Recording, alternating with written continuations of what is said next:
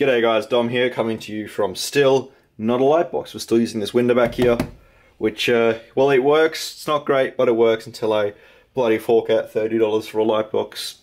As you can tell, I'm a little bit cheap.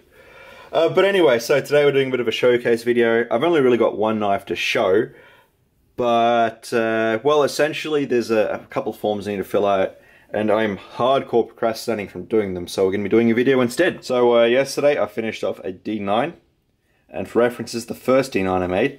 Matthew, sorry for not shipping it out yesterday. I totally ran out of time working on these things. I kind of got in the zone and then suddenly realized, oh shit, it is 9 o'clock and the post office is shut. So I'll get this shipped out today as soon as I finish my bloody forms, or probably before I finish the forms, to be perfectly honest. But yesterday I also finished off this guy. So there's the second D9 I've made, and we'll start off with the sheath. You can see, grey Kydex sheath, nice fit and everything. And on this one we have a belt finish satin bevel, flat ground, and a camera that does not want to focus. Come on. Come on. Come on. We can do this, camera, you and me. It's probably the bloody background right there, freaking out. There we go. So we've got a belt finish bevel with some smudges on there, apparently.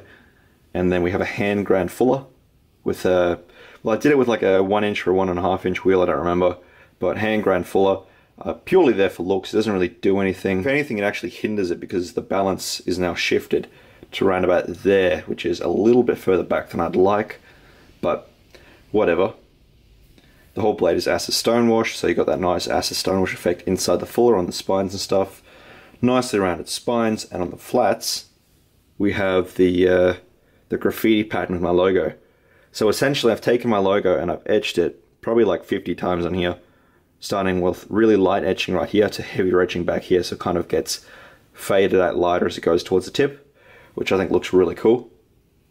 And it's something pretty unique. You don't really see a lot of this out there, and it's a nice way to kind of put a logo on the knife and make it a feature of the knife.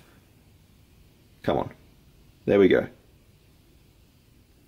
Nice large sharpening notch right there, makes it really easy to sharpen. And speaking of sharpening, I still haven't got a new belt in for sharpening, so this one is also sharpened on the Waterstones. So you've got a really nice edge on that thing, which is just ridiculously shiny and ridiculously sharp. Do a bit of a cut test real quick. There we go.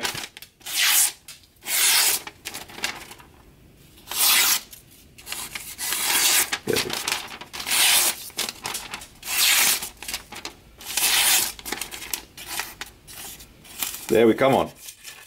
Come on, there we go. See how nice and sharp. Now this camera is really not focusing. There's just too much stuff in the background. I kind of pulled it all out just to kind of have a, I don't know, have something interesting in the background while we talk about this one knife to kind of pad out my content a bit. Come on.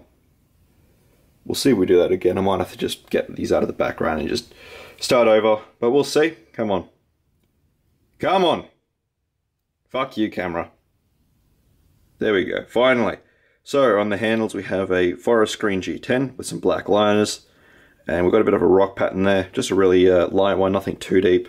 The peaks are all up here on the top, and then here it's kind of stretched out, just something I'm messing around with. Makes it a little bit more comfortable because you have the bulk of the material further up in your hand where you need it, and here it's thinner. And we've also got some T15 bolts holding it all together, which have been bronzed and distressed to kind of go along with these sort of a bronze logos up here. And then a black lanyard with a matching Forest Green G10 bead that I made, with also a rock pattern on there. Just a nice little detail.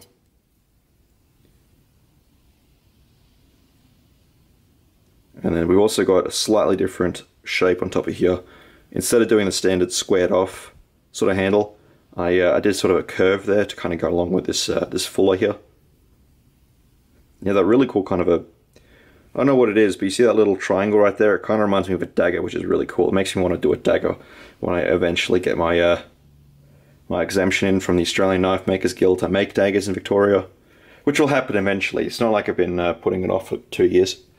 So yeah, a bit of a comparison real quick. You can see they're pretty much the same shape, same proportions. Only difference is they've got different grinds in there, different finishes, different handles, And this one here has got the graffiti thing, which takes like an hour, so it's ridiculously time consuming to do. And we'll just chuck that there real quick. And yeah, also real quick, somebody asked me a question on Instagram a couple of minutes ago before I started filming about my sheath. So he was asking if he could take one of my sheaths and then somehow put it on his belt. The answer is yes. I space out all of my knives, well, most of them. Unless they're really tiny, like a Surgeon or a Micro Grunt, I space them out to take a large Tek-Lok. So you can go out and you can buy a large Tek-Lok for 15, 20 bucks. And essentially look like this.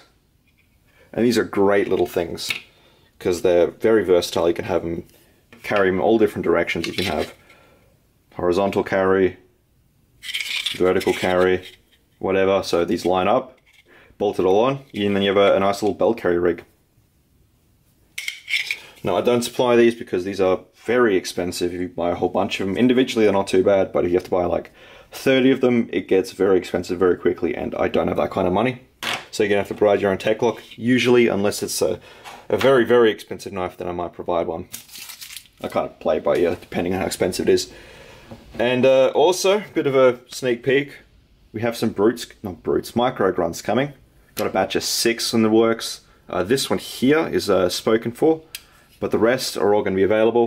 So we have, we've got camo, we have black and blue, we have toxic green and blue, we have micarta with red liners, and we have forest green. Probably get those done this week and get them up on the website. So these are coming. Really excited about this one, especially the 3 layered ones. These are always my favorites to do because they just look bloody trippy when you finish them up nicely. Anyway, thanks for watching, guys, and I'll see you on the next video.